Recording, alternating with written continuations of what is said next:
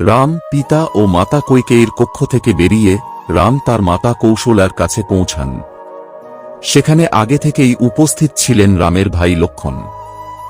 রাম মায়ের পা ছুঁয়ে বললেন, মাতা, কৈকেয়ীর মাতার অনুরোধে 2টি বর প্রাপ্তির জন্য পিতা অযোধ্যার রাজ্য অভিষেক ভাই ভরতকে করাতে চান এবং আমাকে 14 বছরের জন্য বনবাসে যাওয়ার আদেশ দিয়েছেন।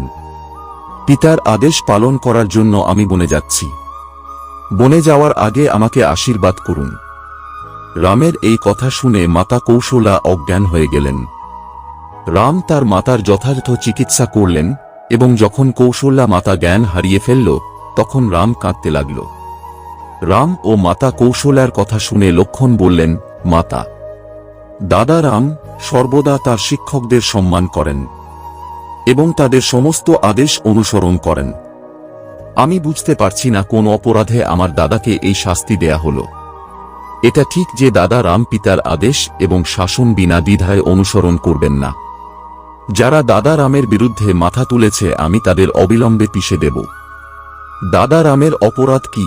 তার বিনয় ও সহনশীলতা।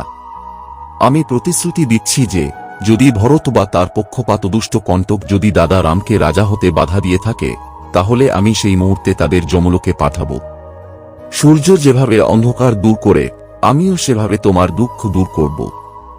লক্ষ্মণের কথায় মা কৌশলা সান্ত্বনা পেয়ে বললেন, রাম, তোমার ছোট ভাই লক্ষ্মণের বক্তব্য সত্য। তুমি আমাকে এভাবে ছেড়ে বনে যেতে পারবে না।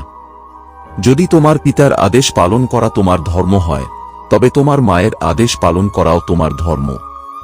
আমি তোমাকে অযোধ্যায় অবস্থান কর আমার সেবা করার আদেশ দিচ্ছি। এতে মাতাকে সান্ত্বনা দিতে গিয়ে রাম বললেন, মাতা, এত দুর্বল হয়ে গেলেন কিভাবে?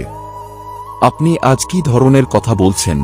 আপনি আমাকে ছোটবেলা থেকে বাবার আদেশ পালন করতে শিখিয়েছেন।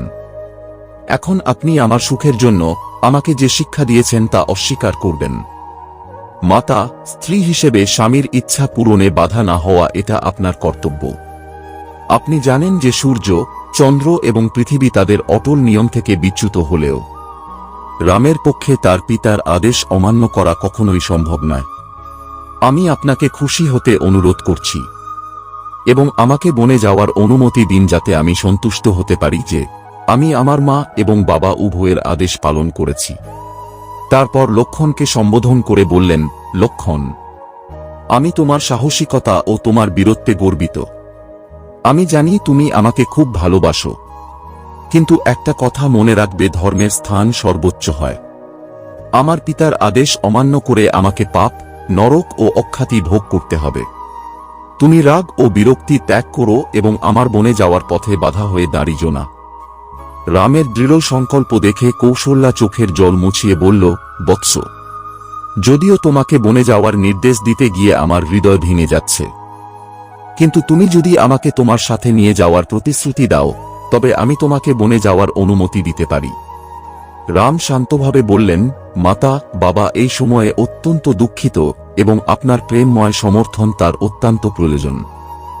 এমন সময়ে আপনিও তাকে ছেড়ে চলে গেলে তার মৃত্যুতে কোনো সন্দেহ থাকবে না।